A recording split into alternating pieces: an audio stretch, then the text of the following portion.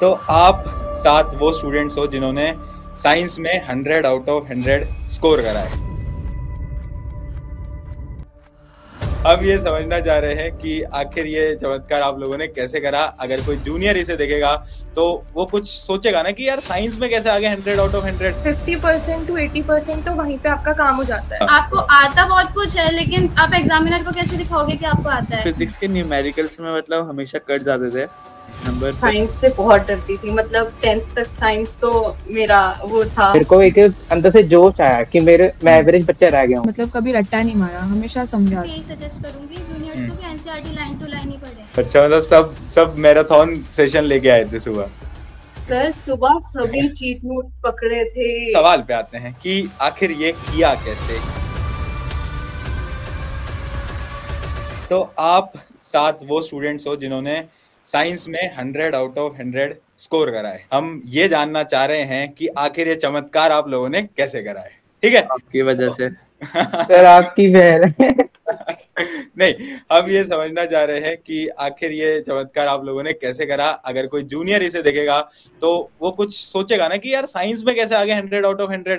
चलो मैथ में ऐसा होता है कि क्वेश्चंस पूरे सॉल्व करे तो आ गए, पर साइंस में तो नंबर कट जाते हैं कहीं ना कहीं। तो आप लोगों ने बहुत अच्छा स्कोर करा है। पहले तो congratulation, I am very proud of you all. आप इतना अच्छा स्कोर लेकर आए हो यार, बहुत बहुत खुशी हो रही है। पर यस, सवाल पे आते हैं कि आखिर ये किया कैसे, क्या है, कुछ टिप्स बताओ जरा। सर आपको रेगुलरली फॉलो अप करना। हाँ बताओ। रेगुलरली आपके वीडियोस और लाइव फॉलो अप करा, सारा टाइम वही चल रहा था। बैकग्राउंड में एक वो एक्स्ट्रा बुक थी एडुकार्ट की, उसमें वो भी आप ही की थी। उसमें जो भी ब्रीफली समझा रखा था। और फिजिक्स के न्यूमेरिकल्स में मतलब हमेशा कट जाते थे नंबर, पर इस बार बढ़िया हो गया और ज्यादा टफ नहीं आया था exam paper. To be very honest, मैं साइंस से बहुत डरती थी, मतलब 10th तक साइंस तो मेरा वो था कि मुश्किल से करनी है। बट फिर आरएम बैच ज्वाइन किया एंड ऑल, फिर मैंने सोचा कि ब्लाइंडली आपको फॉलो करूंगी। वो ब्लाइंडली आपको फॉलो किया मैंने। ऐसे कोई बुक्स वगैरह भी फॉलो नहीं की थी, एक्स्ट्रा बुक्स मैंने नहीं यूज की। एनसीईआरटी और आपके notes, that's it, these two things and हो गया बस। अभी मिरेकल लग रहा है कि साइंस में 100 आ गए। मेरे कैसे आ गए? एनसीईआरटी और नोट्स फॉलो करने से 100 आ गए। हाँ जी सर। सर मैंने 9th में तो मैं एक एवरेज बच्चा था 9th तक तो मैं। फिर मैं आपकी मतलब मोटिवेशनल वीडियो सुनता होता था पहले वैसे। तो फिर मैं 10th में 9th का मेरा लास्ट पेपर था। मेरे को एक अंदर से जोश आया कि मैं एवरेज बच्चा रह गया हूँ। लेकिन आपकी मोटिवेशन से मैंने पहले अपना एम लिख दिया था 95+ चाहिए मेरे को, और अभी भी वो यहीं पर लिखा हुआ है बोर्ड पे। अरे वाह। तो फिर मैंने आपको ब्लाइंडली फॉलो किया। मैं एक अरम्बियन हूँ बाय द वे। अच्छा और मैंने हाँ जी सर, तो मैंने मतलब कि मेहनत तो मैंने की है, मतलब कि ऐसा नहीं मैं गुमराह नहीं करूंगा जूनियर्स को, अपने मेहनत तो की है। और मतलब कि मैंने बैच लिया तो उससे मेरे पास डिसिप्लिन भी हो गया मेरे पास। तो फिर मैं कंसिस्टेंटली उसको फॉलो करता रहा जो आपने मेरे को बताया। और मैं एक राज की बात बताता हूँ आपको, मैंने एनसीईआरटी अंदर से नहीं पढ़ी। अच्छा। मैंने सिर्फ आपके नोट्स पढ़े हैं। मैंने सिर्फ आपके नोट्स पढ़े, कोई बुक भी नहीं फॉलो करी। मैंने आपके एसीपी करी है बस। मैंने आपके नोट्स पढ़े हैं और इस बार का पेपर इतना आसान आया है। तो आपने नोट्स पढ़े, आपने फॉलो किया, एनसीईआरटी डिटेल में नहीं पढ़ी। Yes sir. आपको मतलब कि आपने मेरे को बताया हुआ है कि ब्लाइंडली फॉलो कर अपने टीचर को। मैंने आपको ब्लाइंडली फॉलो किया और मेरे 100 आउट ऑफ 100 तभी आए हैं।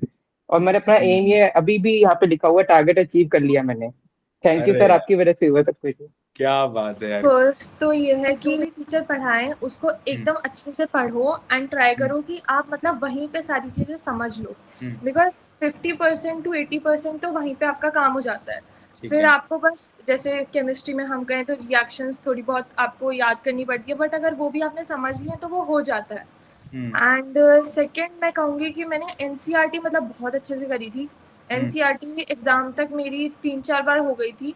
एंड लास्ट टाइम मतलब जब एग्जाम में जो प्रिपरेटरी जो लीव्स वगैरह जो मिली थी उसमें भी मतलब मैंने एनसीईआरटी ही पढ़ी थी। एनसीईआरटी और आपने जो चीट नोट्स बनाए थे ना वो मैंने पढ़े थे। मतलब एग्जाम की सुबह तो मैं एकदम चीट नोट्स पढ़ के गई थी और आपका वो 4 बजे वाला सेशन अटेंड करा था मैंने, है ना। तो चीट नोट्स और एनसीईआरटी मतलब पूरा पढ़ने का तो टाइम नहीं था, बट मैंने ना अंडरलाइन कर रखा था और जो भी इम्पोर्टेंट मेरे को लगता था, जो भी मैं भूल जाती थी वो मैंने मार्क कर रखा था। तो मैंने वो एनसीईआरटी से पढ़ा एंड मैंने देखा एग्जाम में कि एनसीईआरटी से डायरेक्ट लाइन दे दी एनसीईआरटी की और फिर बोल रहे हैं कि एक्सप्लेन करो, जस्टिफाई मतलब इस तरीके के क्वेश्चंस आते हैं, स्पेशली बायो में तो बहुत ज़्यादा आते हैं। एंड थर्ड टिप मैं देना चाहूँगी कि जैसे ज़्यादातर नंबर हमारे कहाँ कटते हैं, फिजिक्स में अगर न्यूमेरिकल है तो वो आपका सही है तो वो तो सही ही है, तो उसमें फॉर्मूला आपको लिखना ज़रूरी है, स्टेप्स आप अच्छे से एक्सप्लेन करो तो आपको वो नंबर दे देंगे, उसमें फिर वो नंबर नहीं काटते। केमिस्ट्री में आप अच्छे से एक्सप्लेन करो, अगर जैसे थोड़े बहुत कहीं पर डायग्राम हैं तो आप वो थोड़े बहुत डायग्राम बनाओ।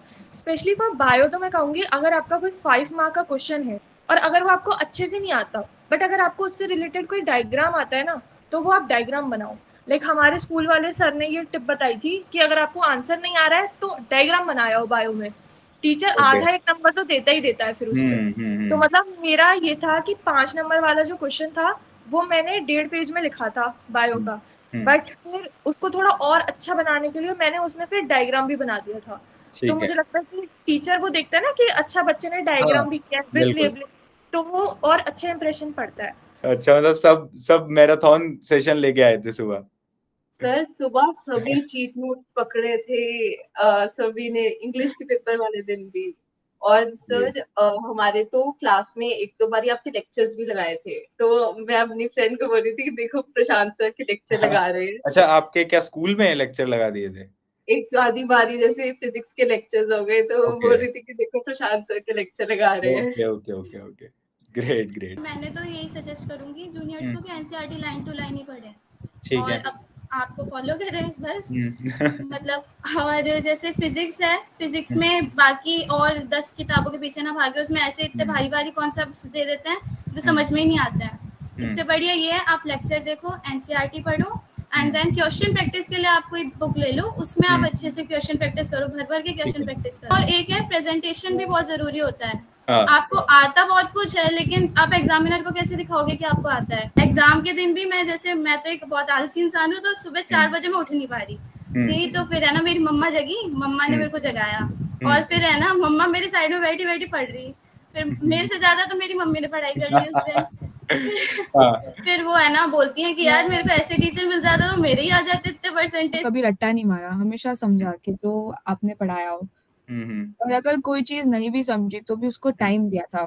और हम सब लोग डर जाते हैं कि हमको नहीं आ रहा है बाकी सबको आ रहा है, या हमें एक क्वेश्चन नहीं जमा में दूसरा क्वेश्चन नहीं जमा, तो उसमें मुझे तो लगता है कि थोड़ा टाइम देकर और अच्छे से और थोड़ा हार्डवर्क किया तो सबको आ जाता है। एट द एंड वो फिर बाद में हमें लगता है कि कितना इजी था।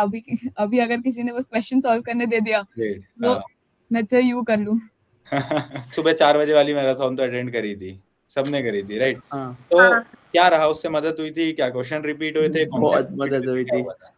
हाँ बताओ। सबसे ज्यादा चौड़े हम हो रहे थे वहां पर, मैंने अपने क्लास के सारे बच्चों को नेक्स्ट टॉपर्स बता रखा था, वो सब आपसे पढ़ के गए हैं। और फिर जो एवरेज बच्चा था जो पढ़ा नहीं पूरे साल, आपकी लाइव मैराथन देख के उनके आज 94 भी आए हैं।